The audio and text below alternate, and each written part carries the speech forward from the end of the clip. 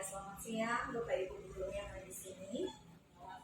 Selamat siang semuanya ya. Salam sejahtera untuk kita semua. Dan saat ini sebelum kita memulaikan kegiatan diseminasi di sekolah ini mengenai pemahaman dan pengalaman budaya positif, kita akan berdoa menurut agama dan kepercayaan kita masing-masing. Mari kita berdoa. Berdoa selesai. Oke, terima kasih ya. Saya harap walaupun kita di siang hari yang begitu panas terik ini, kita tetap semangat pagi ya. Dan saat ini izinkanlah saya akan menyampaikan kegiatan pada modul 1.4 tentang budaya positif yang saat ini saya sementara menjalani pendidikan guru penggerak. Dalam konsep utama modul 1.4 ini atau budaya positif terdapat beberapa pembelajaran. Yang pertama ada perubahan paradigma belajar, ada disiplin positif, ada motivasi perilaku manusia, ada posisi kontrol, ada kebutuhan dasar manusia, ada keyakinan kelas, dan segitiga restitusi. Kita masuk pada yang pertama, perubahan paradigma belajar. Sebelumnya, pembelajaran dengan paradigma baru ini dirancang berdasarkan yang terdiferensiasi, sehingga setiap peserta didik belajar sesuai kebutuhan dari tahap perkembangan untuk mewujudkan profil pelajar Pancasila. Paradigma yang baru ini yang sudah memasuki implementasi kurikulum merdeka, pembelajaran itu harus berdiferensiasi. Saya yakin dan percaya Bapak Ibu guru sekalian sudah pernah mendengar kata diferensiasi. Diferensiasi ini sendiri artinya pembelajaran itu harus memiliki keunikan setiap peserta didik dalam kelas tersebut untuk mewujudkan profil pelajar Pancasila. Ya, profil pelajar Pancasila kita sudah tahu bersama ya, ada 6 dimensi dalam profil pelajar Pancasila. Bisa kita sebutkan bersama-sama Bapak Ibu sekalian, 6 dimensi itu apa saja? Iya, Ibu Fiska? Beriman dan bertakwa kepada Tuhan Yang Maha Esa. Iya, luar biasa. Benar sekali, beriman, bertakwa kepada Tuhan Yang Maha Esa dan berakhlak mulia. Selanjutnya mandiri ya, gotong royong, kreatif, bernalar kritis, berkebinekaan global. Itulah ke-6 dimensi dari profil pelajar Pancasila yang sekarang sudah diriak-riakan ya oleh kementerian dan tentunya sudah menyatu dengan semua kurikulum yang ada di negara kita. Oke, di sini yang kedua, disiplin positif. Disiplin positif ini merupakan pendekatan mendidik anak untuk membentuk kontrol diri dan pembentukan diri, sehingga mereka bisa berperilaku dengan mengacu pada nilai kebajikan universal dan memiliki motivasi intrinsik bukan ekstrinsik. Di sini ada kata nilai kebajikan universal. Maksudnya di sini adalah sifat positif manusia yang merupakan tujuan mulia yang ingin dicapai setiap individu. Contohnya baik hati, sopan santun, saling menghargai, kasih sayang, adil, kebebasan, keberanian, dan berdedikasi. Tentunya Bapak Ibu guru sekalian pasti sudah mendengarkan atau sering kita searching di internet ya, nilai-nilai kebajikan universal apa saja yang tentunya kita akan temukan pada anak-anak kita sendiri. Dan dalam budaya kita, makna kata disiplin ini biasa menjadi sesuatu yang dilakukan seseorang untuk mendapatkan kepatuhan. Yang ketiga, kebutuhan dasar manusia. Setiap tindakan seseorang adalah untuk memenuhi kebutuhan dasarnya. Jadi dalam pembelajaran modul 1.4 ini dalam budaya positif saya pelajari setiap tindakan seseorang itu memenuhi kebutuhan dasar.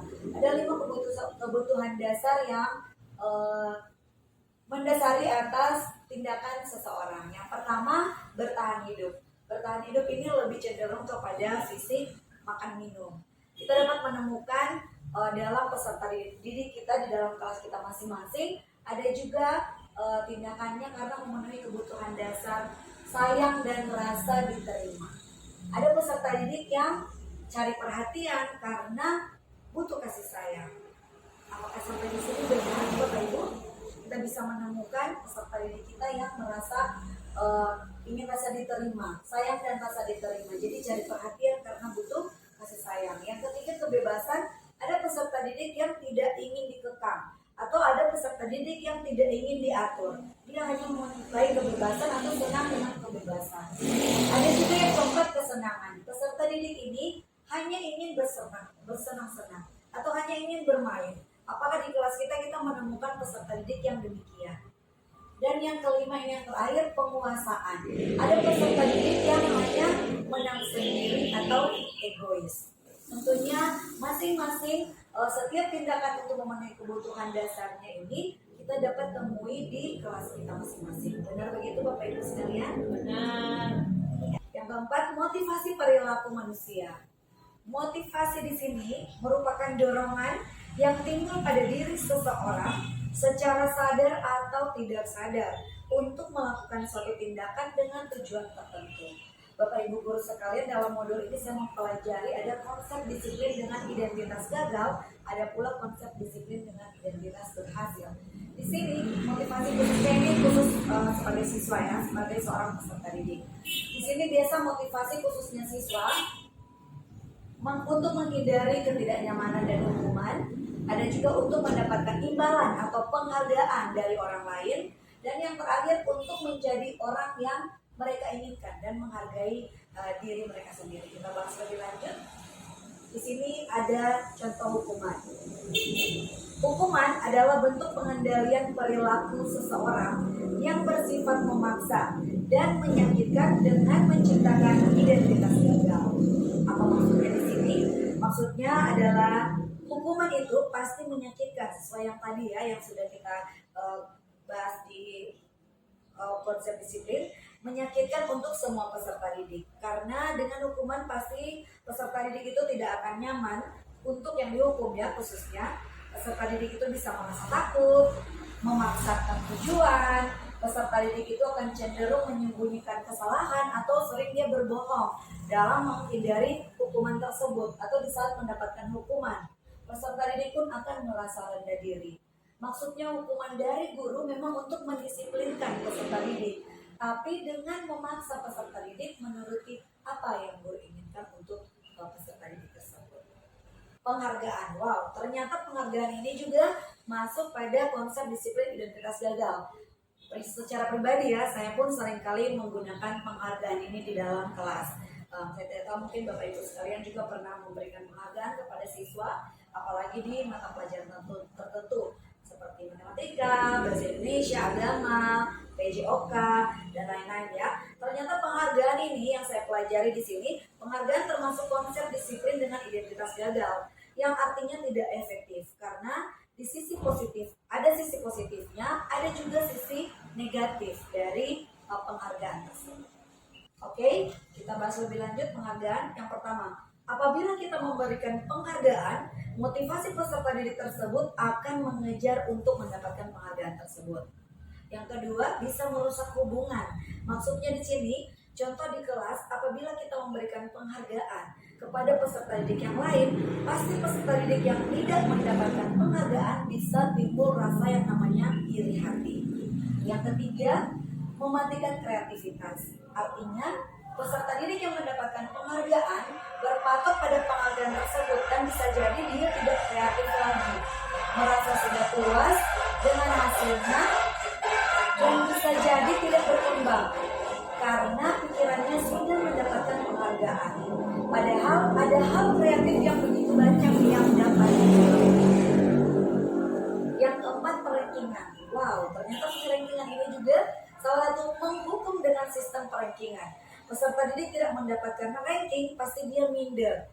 Pasti orang tuanya pun seringkali malu apabila anaknya dibacakan ranking paling bawah. Makanya dalam kurikulum 2013, Bapak Ibu Guru sekalian, Merdeka Belajar kali ini sudah dihilangkan dalam raport yang namanya rankingan. Benar begitu Bapak Ibu? Iya. Yang terakhir, bisa merampas hak menghargai diri sendiri. Iya, kali ini konsep disiplin dengan identitas sukses.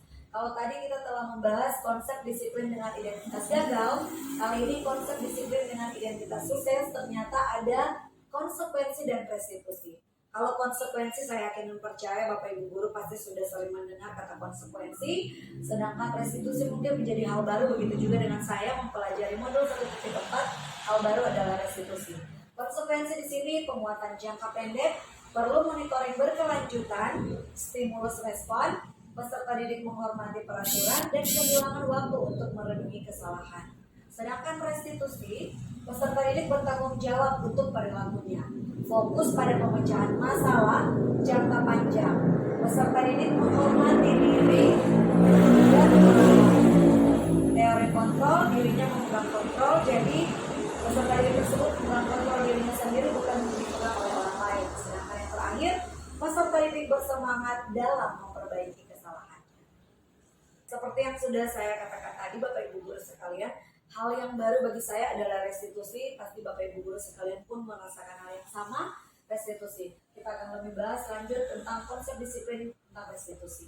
Pendekatan ke restitusi, sebuah cara menanamkan disiplin positif pada peserta didik. Apa yang dimaksud dengan restitusi? Bisa Bapak Ibu baca sekalian. Restitusi adalah proses menciptakan kondisi bagi peserta didik untuk memperbaiki kesalahan sehingga mereka bisa kembali ke kelompok mereka dengan karakter yang lebih kuat.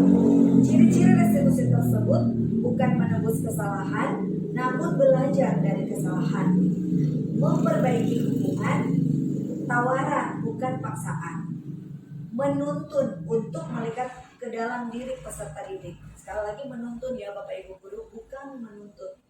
Mencari kebutuhan dasar yang mendasari tindakan, fokus pada karakter bukan tindakan. Dan yang terakhir, penguatan dan fokus pada solusi. Ini di sini saya mengambil salah satu contoh kasus yang sering kita hadapi di dalam kelas kita masing-masing. Contoh kasus di sini tidak membuat PR. Kalau hukuman, kita akan melihat perbedaan antara hukuman, konsekuensi, dan restitusi. Kalau hukuman, guru menghukum siswa tersebut hormat bendera selama 10 menit. Mungkin ada guru yang sering menghukum siswa seperti ini karena tidak membuat PR. Bisa jadi juga karena hukuman guru itu bisa marah, peserta didik menjadi takut dengan hukuman tersebut. Sedangkan konsekuensi, perbedaannya, guru memberikan konsekuensi untuk mengerjakan PR saat istirahat atau dikerjakan sebanyak 3 kali lipat. Saya pun masih mengingat apabila di waktu saya masih SD, saya pernah mendapatkan menulis beberapa kali. Ya, jadi menulis ini Ibu Budi, ya Budi kan selalu di SD ya Bapak Ibu sekalian. Jadi ini Ibu Budi sebanyak 10 kali di dalam lembaran kertas bergaris. Jadi biasanya itu saya temukan di SD. Kalau mungkin di SMP tidak membuat PR, apakah guru memberikan konsekuensi siswa tersebut mengerjakan PR di saat jam istirahat atau bukan di saat jam mata pelajaran tersebut. Guru tegas dan peserta didik menghormati peraturan. Selanjutnya perbedaannya dengan restitusi. Apabila kita menggunakan restitusi, guru menanyakan keyakinan kelas, dirinya dan membuat peserta didik menyelesaikan masalah. Guru terbuka dan peserta didik menghormati dirinya dan orang lain. Sekarang kita masuk pada posisi kontrol guru. Wow, ini menarik ya karena kita semua di sini adalah Bapak Ibu guru. Posisi kontrol guru di sini sesuai modul yang saya pelajari, ada ternyata guru yang seorang penghukum, ada juga pembuat rasa bersalah, ada juga teman, ada juga pemantau, dan ada manajer. Mungkin kita dapat memposisikan diri kita atau kita bisa memposisikan diri kita masing-masing. Sebelumnya saya ingin bertanya, kira-kira posisi kita berada di mana? Where is your position as a teacher? Ya. Jadi kita di mana posisi kita sebagai seorang guru? Mungkin kalau saya sering memposisikan diri saya sebagai penghukum atau pembuat rasa bersalah atau sebagai teman, sebagai pemantau atau manajer. Mungkin Bapak Ibu guru bisa share. Kalau saya mungkin di sini sering menjadi sebagai seorang teman dan pemantau bagi peserta didik. Oke, sebelumnya saya ingin bertanya kepada Bapak Ibu guru sekalian, memposisikan diri di posisi mana? Ibu Yeni mungkin? Ibu teman dan pemantau. Wah, biasa ya. Mungkin Ibu Fiska di posisi mana sebelumnya? Apakah mungkin di penghukum atau sudah langsung ke manajer? Bapak Yere bagaimana Pak? Sering? Oke. Sebagai contoh kalau di sini penghukum, contoh kalimat yang biasa kita keluarkan untuk peserta didik itu adalah patuhilah aturan sekolah lalu berdiri di depan sini. Contoh apabila dia seorang penghukum, membuat rasa bersalah. Berapa kali Bu Guru harus memberitahu, Bu Guru kecewa sama kamu. Jadi kita membuat anak itu seakan-akan dia bersalah atau merasa bersalah. Kalau sebagai teman, ayolah tertib, buat Ibu Guru bangga. Kali ini tidak apa-apa kamu salah. Kalau sebagai pemantau, kamu sudah melanggar apa peraturan dan konsekuensinya. Biasanya pertanyaan-pertanyaan atau kalimat yang keluar dari Bapak Ibu guru sekalian, ini hanya sebagian contoh kecil ya yang saya coba tanamkan atau coba masukkan dalam 5 posisi kontrol guru. Yang terakhir ini ada manajer. Apakah kamu tahu kesalahanmu? Kira-kira bagaimana kamu memperbaiki? Ya kira-kira kita memposisikan posisi kontrol guru kita berada di mana? Ya, oke itu based on yourself. Oke, next. Keenam ini ada keyakinan kelas. Ya ini yang saya ingin bersama-sama kita memberikan satu pemahaman. Sebelumnya, sebelum saya masuk pada materi keyakinan kelas, saya akan memberikan pertanyaan pemantik kepada Bapak Ibu guru sekalian. Mengapa kita memiliki peraturan tentang penggunaan masker dan mencuci tangan setiap saat? Yang kedua, mengapa kita memiliki peraturan penggunaan helm pada saat mengendarai kendaraan roda 2 atau motor?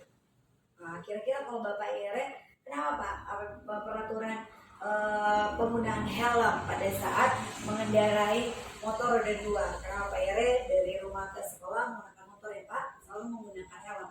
Apakah takut ditilang Pak? Untuk keselamatan luar biasa ya. Karena bukan karena peraturannya Pak, bukan karena peraturannya ditilang mengeluarkan uang berapa banyak.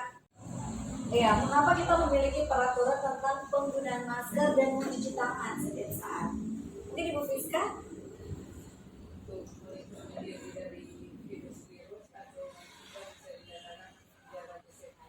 Iya, untuk melindungi diri dari virus-virus, bisa juga menjaga kesehatan, kebersihan yang bukan karena tertera pada undang-undang.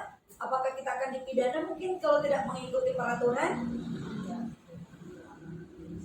Luar biasa ya jawaban dari Bapak Ibu guru sekalian. Jawabannya di sini untuk keselamatan, yang satunya lagi untuk kesehatan. Kedua jawaban ini untuk keselamatan dan untuk kesehatan. Kedua jawaban ini karena kita meyakini atau karena keyakinan kita, bukan karena peraturan. Kalau berdasarkan peraturan, tergantung kita ingin melanggar atau ingin tertib. Kalau tertib, kita yakin kita sehat. Kalau melanggar berarti ada resiko. Oke. Oke, sampai di sini dapat dipahami sampai di sini Bapak Ibu guru sekalian. Bisa minta tepuk tangan sekalian. Oke, yang tadi keyakinan kelas. Bagaimana pembentukan keyakinan kelas? Di sini keyakinan kelas itu beda dengan peraturannya. Seperti yang tadi sudah saya gambarkan, kalau kita yakin pasti kita akan melakukannya. Kalau peraturan kita ingin melanggar, berarti kita terima resikonya. Pembentukan keyakinan kelas di sini lebih abstrak dari peraturan, dibuat dalam bentuk positif. Semua warga kelas dilibatkan saat membuat keyakinan kelas, berupa pernyataan universal yang tadi kalau kita sudah sempat melihat ya, di nilai kebajikan universal. Sedikit saja agar mudah diingat. Jangan kita membuat keyakinan kelas kita sudah begitu banyak. Seperti saya mengingat kepala sekolah waktu pemaparan visi sekolah yang berpihak atau berpihak pada murid, lebih baik dia sedikit saja tetapi kita laksanakan daripada dia begitu banyak tapi tidak terlaksana. Sama seperti keyakinan kelas, sedikit saja agar mudah diingat. Yang terakhir, sesuai dengan kondisi kelas dan sekolah agar mudah diterapkan. Ini adalah contoh beberapa keyakinan kelas yang akan kita terapkan bersama kelas kita. Ada disiplin waktu, ada bisa belajar dengan antusias, semangat dan percaya diri. Jadi kata-katanya kita lebih positif ya. Kita tidak menggunakan kata-kata negatif seperti jangan ya. Kita lebih dominan ke kata-kata yang positif. Saling menjaga kebersihan dan keindahan, saling membantu dan bekerja sama, menghargai guru dan teman, gemar membaca dan menulis sebagai budaya positif, saling menerapkan 5S, senyum, sapa, salam, sopan, dan santun. Yang terakhir, segitiga restitusi. Ini yang tadi sudah kita bahas bersama ya, kata yang paling terbaru yaitu restitusi. Ternyata segitiga restitusi ini dalam menyelesaikan suatu masalah, kita bisa menggunakan segitiga restitusi dengan tahapan. Ada 3 tahapan. Kenapa disebut segitiga? Karena dia memiliki 3 step. Yang pertama itu menstabilkan identitas, yang kedua validasi tindakan yang salah, dan yang ketiga menanyakan keyakinan. Saat ini saya ada contoh yang sudah saya terapkan kepada peserta didik menggunakan segitiga restitusi. Contoh penyelesaian kasus segitiga restitusi.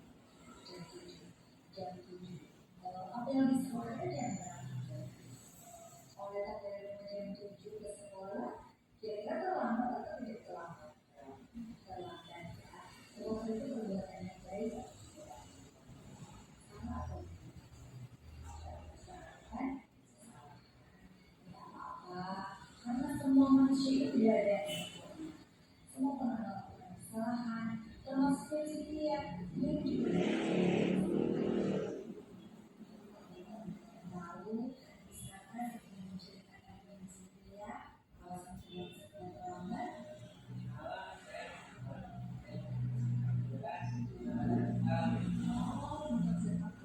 Piala Dunia ya, yang di sini ya, untuk Piala Dunia.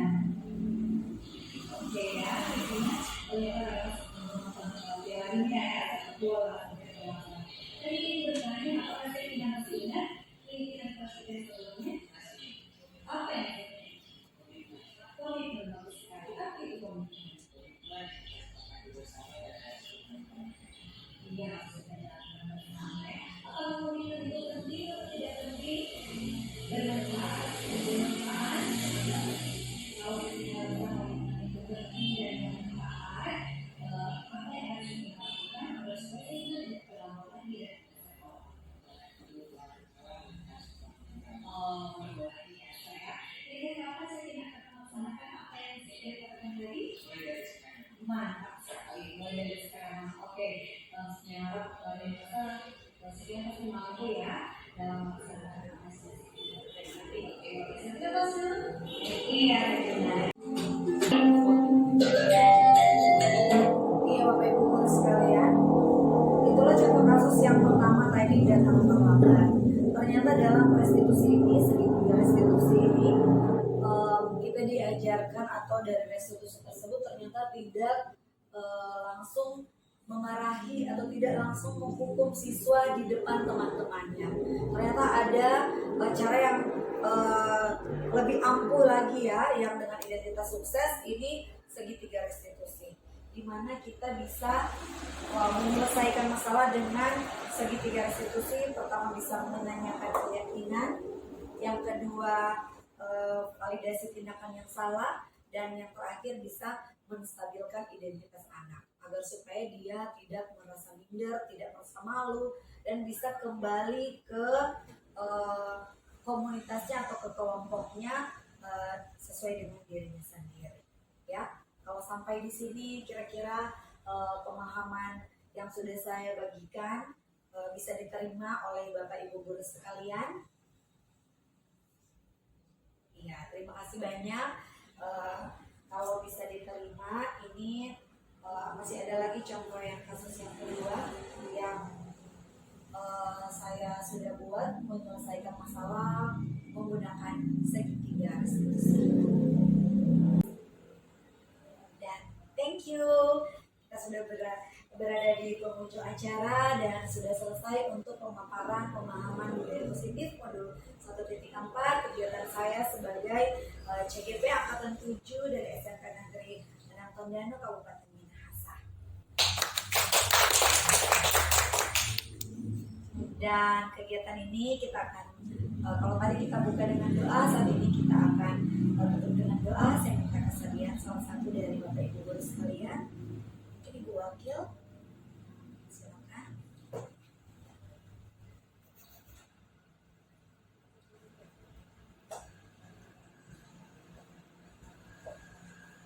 Mari kita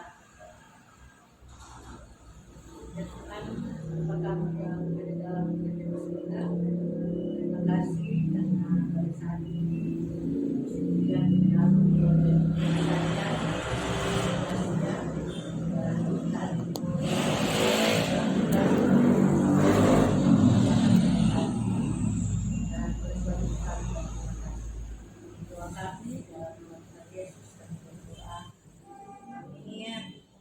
Terima kasih buat semuanya.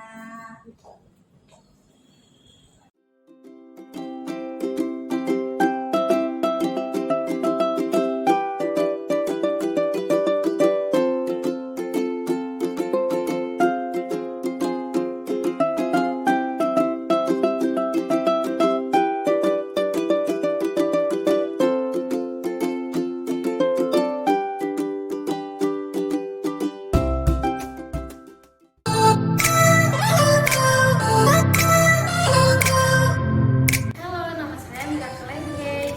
Halo, nama saya Tusama Nyamara. Halo, nama saya Natalia Satogas. Halo, nama saya Kenneth Wenas.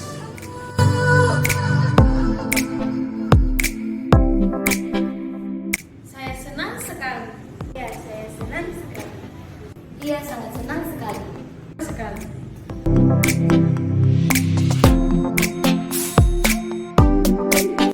Sangat penting. Sangat penting. Iya, sangat penting. Sangat penting.